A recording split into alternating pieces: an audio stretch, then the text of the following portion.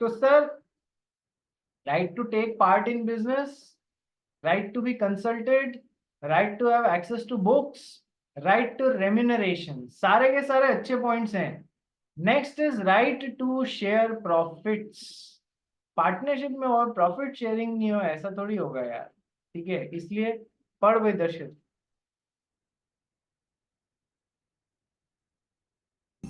Right to share profits subject to contract between the partners. Every partner is entitled to share equally in the profits earned and is liable to contribute equally to the loss sustained by the firm. ठीक है, subject to a contract है, यानी कि contract में otherwise लिख दिया partners ने तो वैसा, कॉन्ट्रैक्ट में अदरवाइज लिख दिया तो वैसा नहीं। तो बाय डिफॉल्ट रूल क्या है, हर पार्टनर इक्वली शेयर करेगा प्रॉफिट्स में और लॉसेस में भी इक्वली शेयर करेगा। अब लेकिन कॉन्ट्रैक्ट में अदरवाइज लिखा हुआ है एक्टिव पार्टनर ज्यादा करेंगे, स्लीपिंग पार्टनर कम करेंगे, तो वैसा हो जाएगा। कोई पार्टनर इन प्रॉफिट्स है तो वो केवल प्रॉफिट्स में करेगा, लॉसेस में नहीं है तो वो लॉसेस शेयर नहीं करेगा। तो कॉन्ट्रैक्ट में आपने अदरवाइज लिख दिया, दैट इज फाइन, नहीं तो इक्वल इक्वल का रूल है, पहली बात। दूसरी बात कि सर शेयरिंग ऑफ प्रॉफिट्स तो one of the essential elements है of the existence of partnership. Profit, सारा का सारा प्रॉफिट एक ही पार्टनर रख रहा है, मिदुष बोलता है चारों अपन पार्टनरशिप में है लेकिन प्रॉफिट 100% मैं ही रखूंगा, तुम तीनों बस सैलरी उठा लेना, ऐसा नहीं चलेगा, ठीक है, प्रॉफिट शेयरिंग होना चाहिए। ओके, चलिए। हाँ, इसके कुछ एक्सेप्शन है, जैसे मैंने आपको बताया ना, नॉमिनल पार्टनर को प्रॉफिट नहीं मिलेगा, ठीक है, वो केवल नाम दे रहा है अपना। Next point number 6, right to interest on capital. पढ़ भाई। Right to interest on capital. If the partnership deed provides for the payment of interest on capital, the partners are entitled to the interest. However, the interest on capital shall be payable only out of profit. देखो, salary का point तो अपन ने समझ लिया, by default नहीं मिलनी चाहिए salary, ठीक है, पर अब अदरवाइज भी रास्ते हैं सैलरी लेने के। अब अगेन सेम लॉजिक में तुमको बताऊंगा कि सर जब आप लोग साथ में आ रहे हो कोई धंधा करने के लिए तो आप किस लिए आ रहे हो सर, प्रॉफिट के थ्रू धंधा करके प्रॉफिट कमाने के लिए आ रहे हैं। अब एक नई बात हो गई कि नहीं नहीं हमने अपनी कैपिटल लगाई है तो हमको तो इंटरेस्ट भी मिलना चाहिए अपनी कैपिटल पे। अरे यार, तुम इंटरेस्ट भी ले लोगे, फिर तुम बची हुई जो वो है उसमें प्रॉफिट भी ले लोगे। मान लो तुम इंटरेस्ट इंटरेस्ट चार्ज कर रहे हो, उससे फर्म बीमारू हो जाती है, नहीं हो जाती, कई बार इंटरेस्ट पेमेंट के कारण लॉसेस में आने लग जाती है फर्म, ठीक है।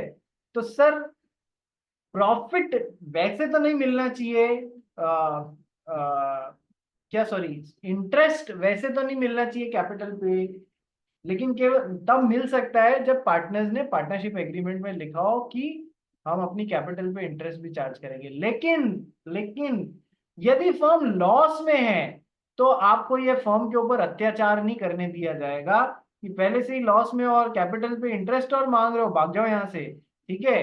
तो यहाँ पर क्या लिखा है, if the partnership deed provides for payment of interest on capital which is contributed, तो दिया जाएगा, the partners are entitled for interest, otherwise not.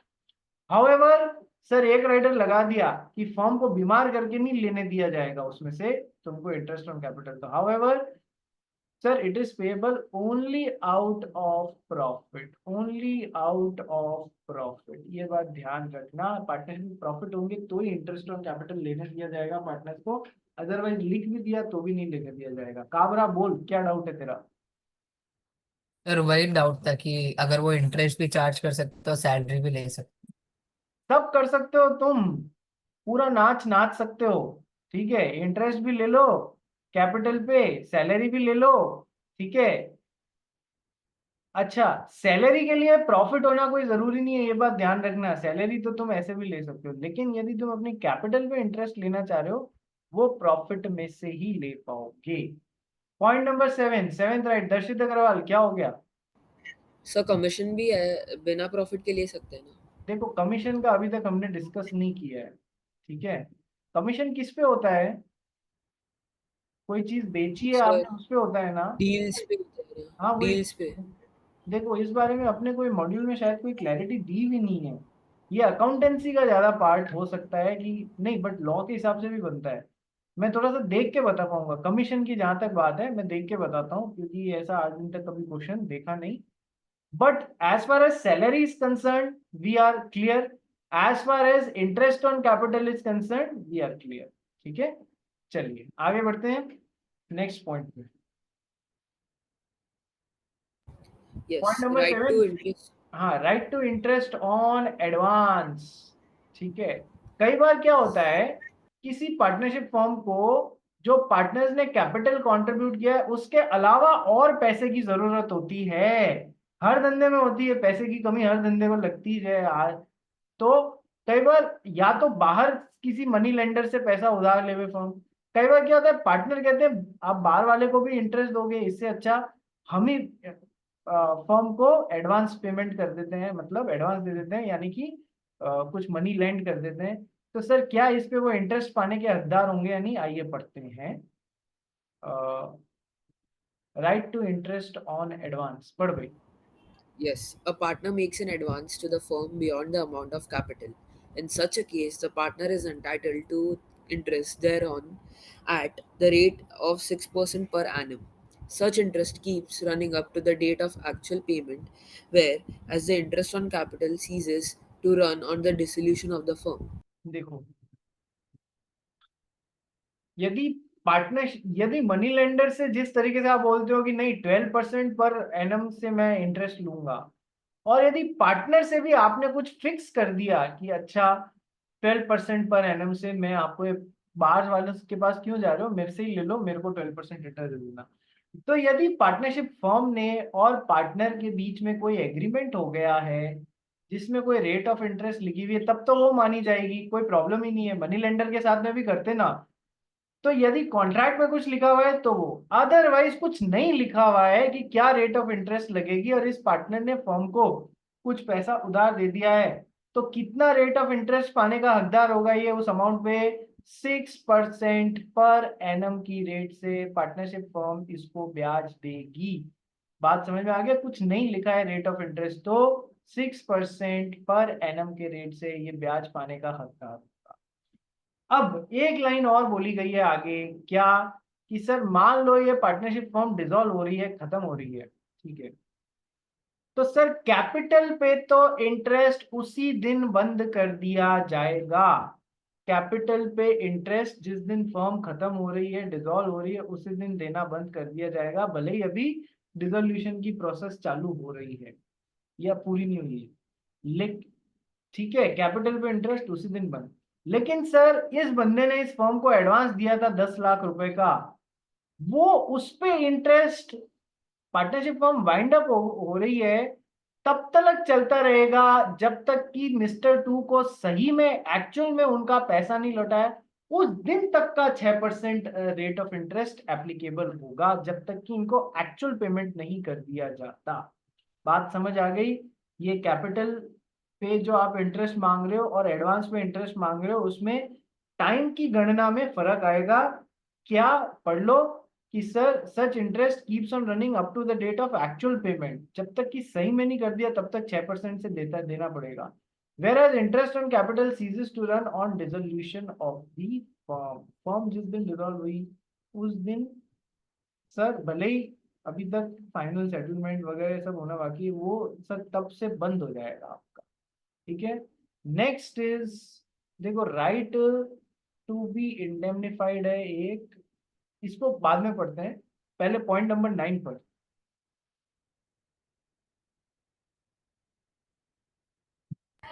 Point 9, right to prevent admission of a new partner. Every partner has a right to prevent the admission of a new partner in the firm without the consent of all the partners, including his own consent. देखो दर्शित अग्रवाल, घर में party चल रही है क्या तेरे? हम्म, कहाँ चले गए? क्या बोल रहे हो सर? क्या घर में रंबा संबा पार्टी वार्टी चल रही है क्या? आ जाओ, चलो, जवाब ही नहीं दे रहे। Right to prevent admission of a new partner.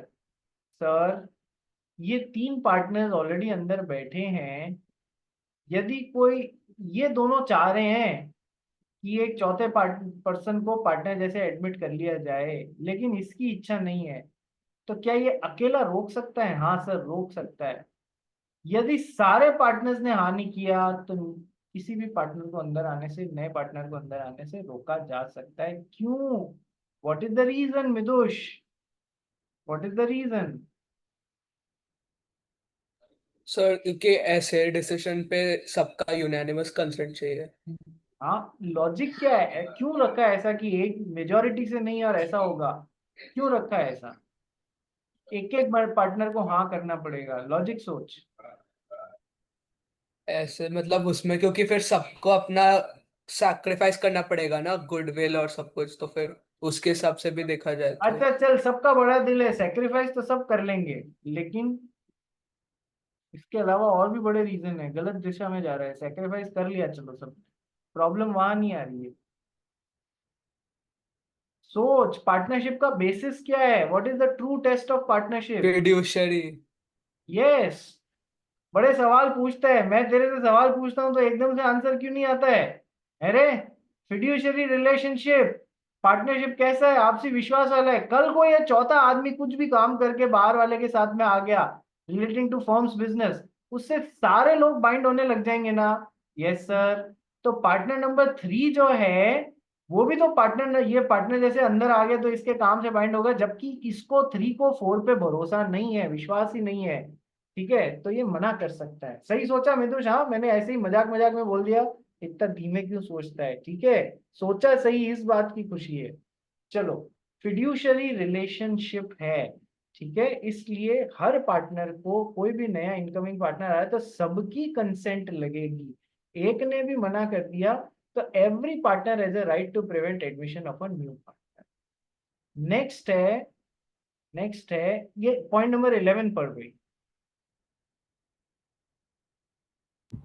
Yes, sir. Right not to be expelled. Every partner has the right to continue in the partnership. He cannot be expelled from the firm by any majority of the partners unless conferred by partnership agreement and exercised in good faith and for the benefit of the firm. ये exam का question है। वैसे तो हर point exam का question है, पर ये exam का प्री, एग्जामिनर का प्रिय क्वेश्चन है।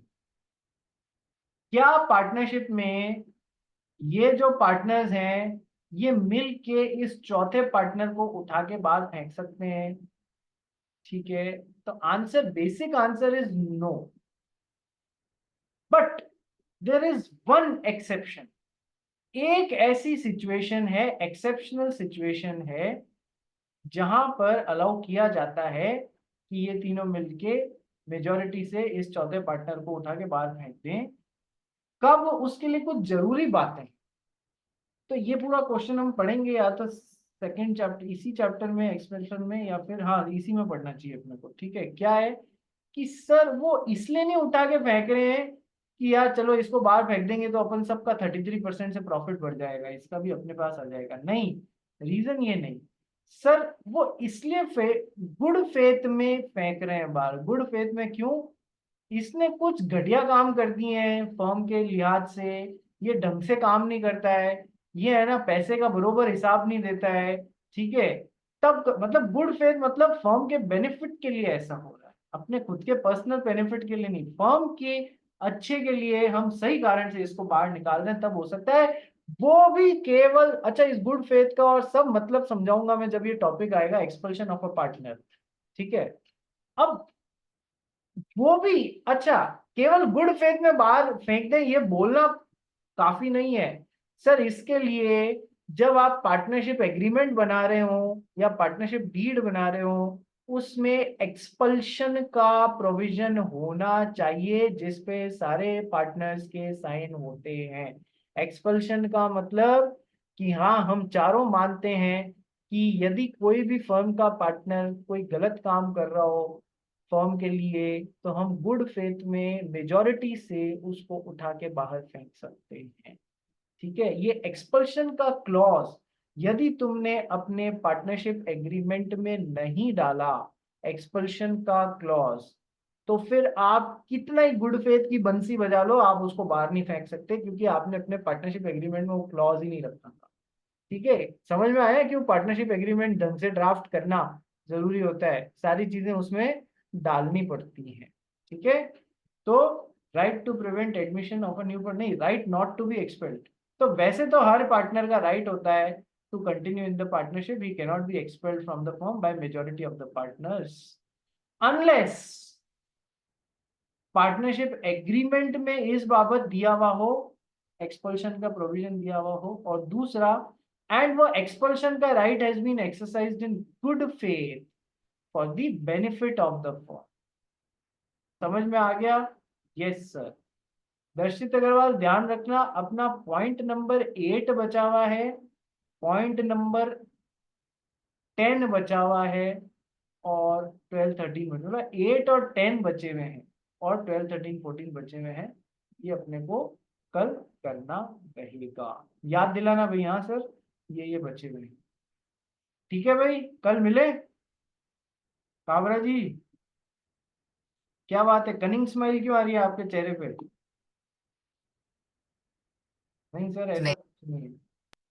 सर कल मैं शायद नहीं, बाहर जा रही हूँ पहले, तो मुझे पता नहीं मैं कितने बजे तक आऊँ। कहाँ जा रही है भाई तू?